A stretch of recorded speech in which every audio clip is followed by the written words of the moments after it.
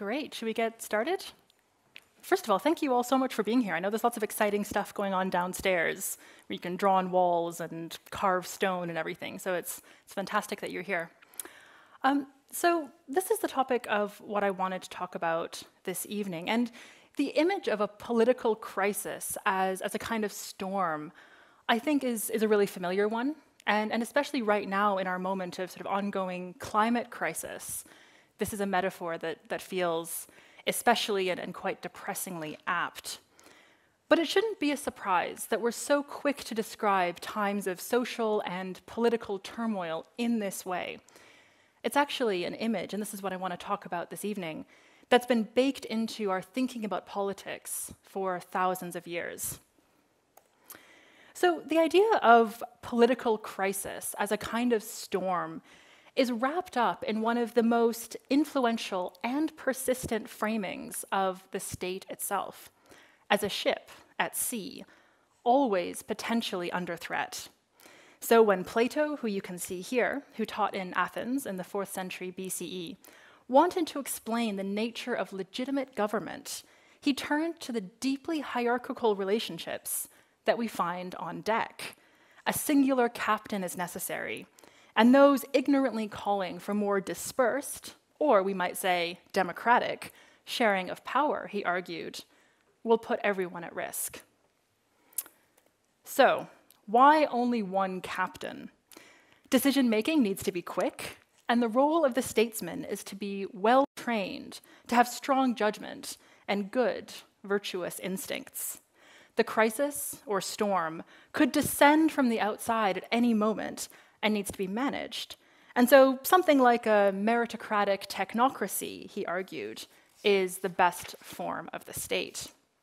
So this idea of the statesman as helmsman of the ship of state would make its way into later political thinking in Rome as well, and was used by Cicero, the famous Roman orator and philosopher, who himself lived through the crises of the 1st century BCE.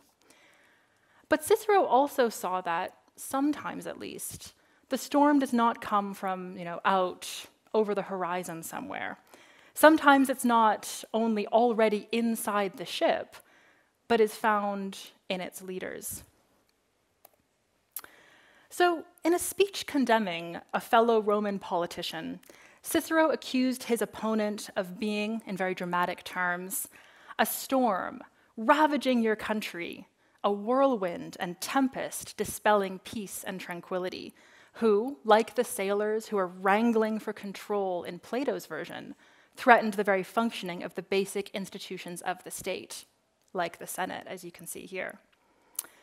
So, what does it mean to call a political leader a storm? Someone who both causes and embodies the idea of political crisis. Storms are, definitionally, not the same as the ship of the state. And so I think what Cicero is indicating here is that such a politician, if we describe him as a storm, is a corrupt, external, aberrant figure. They are not us. They're outside of us. And they can, in the worst case scenario, be tossed overboard. And if we can just get rid of them, then peace will reemerge. Now, this way of thinking about the aberrant political figure is, of course, still around.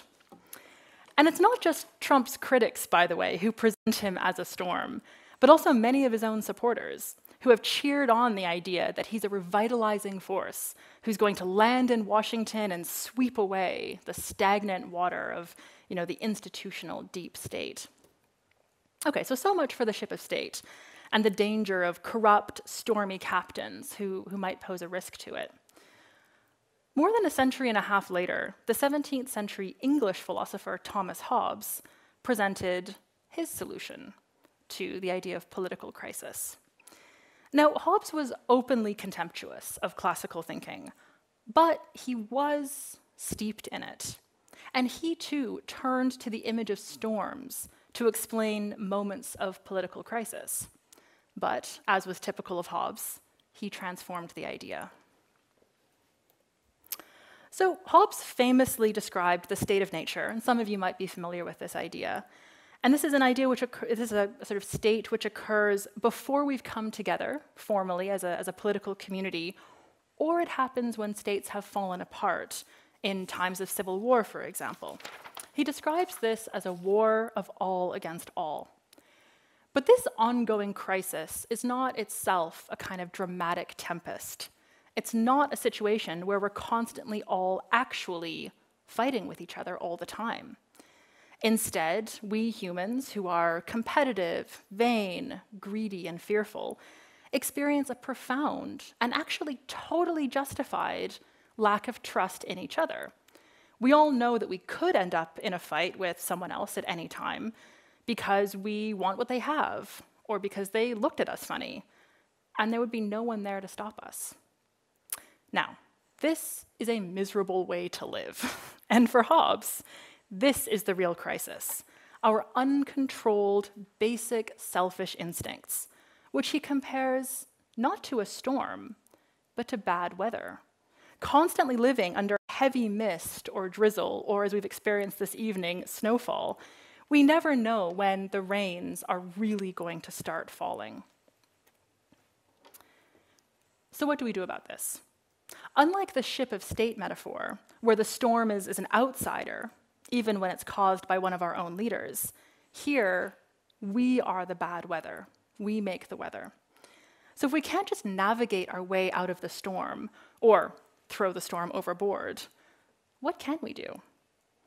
Hobbes' answer is that we need to learn to act as if we do not have these negative traits.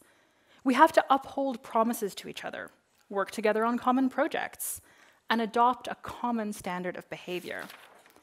We have to create the conditions under which we can trust each other, and so actively make the weather better. And in doing so, we can escape the crisis that is our own nature, rather than having it be something that happens to us from the outside. Now, of course, this involves a degree of fiction. Our greediness, our competitiveness, our fearfulness are all still there, but we have to act as if they aren't, and as if others have also managed the same trick, somewhat magically. And in doing so, he thinks, we make the state, and that's the image of the state there right at the top. This is the front page of his masterpiece, Leviathan. So we overcome not just the storm in his telling, but the very possibility of the storm, if we can achieve this kind of unity. Now, Hobbes was aware that this is a lot to ask, and his answer did not just rely on a collective fiction that we can overcome our human nature, but also on an all-powerful authoritarian sovereign with the right and power to enforce this common project. We are able to trust that others will suppress their more individualistic instincts, not just because we hope that they will, but also because the state will force them to do so, sometimes brutally. Now, for obvious reasons, this Hobbesian solution has often been rejected. So how do we make ourselves better weather in the absence of an all-powerful enforcement mechanism? If we recognize that our ability to live together according to some basic common standards requires us to act as if we are better than we really are, is it possible to simply enchant ourselves somehow into treating each other well, just because we know it's the only way to avoid falling back into this dangerous state of nature, back into this idea of permanent political crisis? Now, Hobbes didn't think so, but some of our previous philosophers were more optimistic, and that's the note I want to at least try to end on.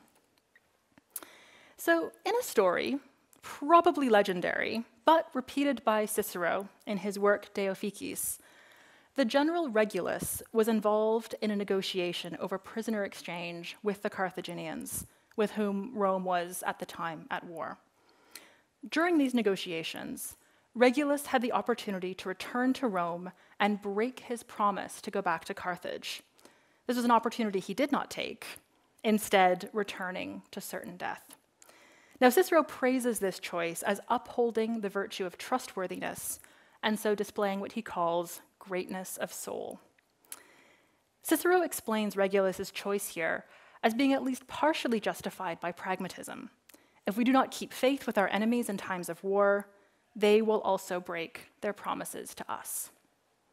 So, In other words, when we refuse to act according to common standards and engage in the equivalent of war crimes, even when there is no one to punish us for doing so, we create a situation where even if we win the battle, the bad weather remains, even for us. That's what would have happened if Regulus had broken his promise. And this kind of ongoing, self-defeating behavior, remember, is the Hobbesian definition of ongoing political crisis. So what is the message here? That no one is going to force us to transform, if not necessarily our characters, then certainly our behavior, but that if we don't, then we are in fact trapped in perpetual political crisis, in bad weather, even if it often feels quite peaceful. Even if we're not being attacked at exactly that moment, the crisis is defined by the fact that we don't have shared standards of behavior that we're actively trying to uphold with each other, even under the most difficult circumstances. So this may not feel like an optimistic point at which to end, but perhaps if we take seriously this more sort of all-encompassing understanding of what the crisis is in the first place, then we can also develop a better sense of what it would mean to even start thinking about what it would take to overcome it. Thank you very much.